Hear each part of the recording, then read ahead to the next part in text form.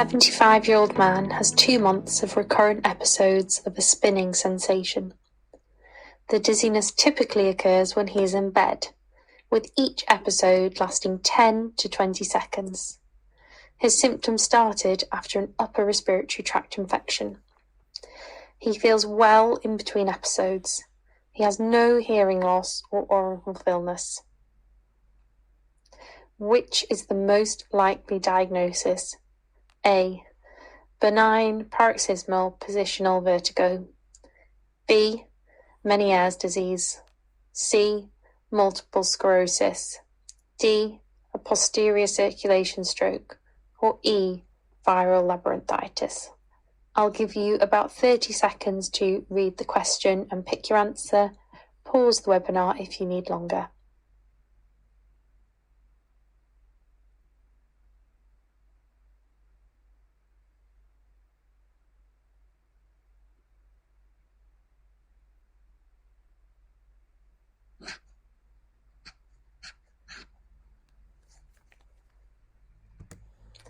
So the answer is A, benign paroxysmal positional vertigo.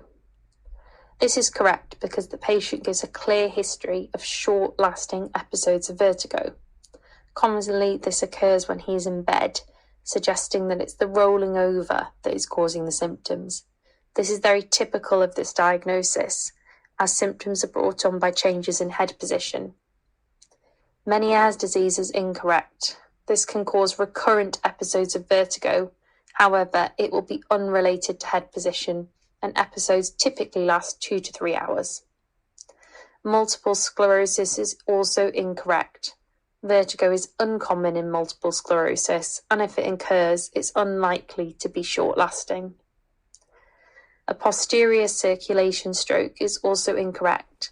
This is because if the patient had a stroke, it would be sudden onset, rather than recurrent episodes. The examination would also likely be abnormal. Viral labyrinthitis is also incorrect. This does cause vertigo. However, it would typically cause vertigo after an infection and would result in one continuous episode rather than recurrent episodes. Benign paroxysmal positional vertigo, also known as BPPV, is a common cause of recurrent episodes of vertigo triggered by head movement. It is a peripheral cause of vertigo, meaning the problem is located in the inner ear rather than the brain. It is more common in older adults. BPPV is caused by crystals of calcium carbonate that become displaced into the semicircular canals. This occurs most often in the posterior semicircular canal. They may be displaced by a viral infection, head trauma, aging, or sometimes we can't find a cause. The crystals disrupt the normal flow of endolymph through the canals, confusing the vestibular system. Head movement creates the flow of endolymph in the canals, triggering episodes of vertigo. For presentation, a variety of head movements can trigger attacks of vertigo. A common trigger is turning over in bed. Symptoms tend to settle after around 20 to 60 seconds, and patients are asymptomatic between attacks. Often, episodes occur after several weeks and then resolve, but they can reoccur weeks or months later. BPPV does not cause hearing loss or tinnitus. Risk factors include increasing age, female sex, head trauma, vestibular neuritis, labyrinthitis, migraines, inner ear surgery, and Meniere's disease.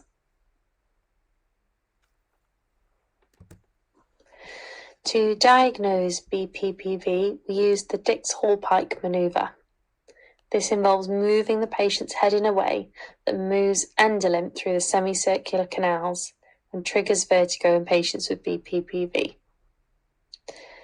In patients, this maneuver will trigger rotational nystagmus and symptoms of vertigo. The eyes will have a rotational beats of nystagmus towards the affected ear. Management of BPPV. In regards to driving, it's important to advise the person not to drive when they are suffering vertigo. The Epley manoeuvre can be used to treat BPPV. The idea is to move the crystals in the semicircular canal into a position that does not disrupt endolymph flow. Brandt-Daroff exercises can be performed by the patient at home to improve the symptoms of BPPV. These exercises are repeated several times a day until symptoms improve.